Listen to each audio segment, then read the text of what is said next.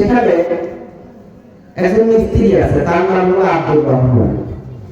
তো আমি কখনোই দেখি না যে কেউ তাকে আব্দুর রহমান বলে, সবাই বলে রহমান চাচা, রহমান মিস্ত্রি। আল্লাহ তাআলার বিশেষ কিছু গুণবাচক নাম আছে। খালেক মানে খালেক সৃষ্টিকর্তা। আল্লাহ তাআলা ছাড়া ভাই কেউ সৃষ্টি করতে পারবে? সম্ভব? তাহলে কিভাবে খালেক চাচা, খালেক ভাই, মিস্টার খালেক নাম ধরে ডাকি কিনা দেখা যাবে?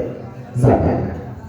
এই জন্য কিছু কিছু নাম আছে, আব্দুল খালেক বলতে হবে, খালেক চাচা বলা যাবে না। আব্দুর রহিম, আব্দুল গফুর, আব্দুল খালেক, আব্দুর রহমান, অর্থাৎ রহমানের বান্দা, খালেকের বান্দা। ইসলাম সহজ, কিন্তু আমরা আসলে ইসলামকে সহজভাবে নিতে পারি না, সহজ জীবন যাপন করতে পারি না। কথা বলতে ঠিক।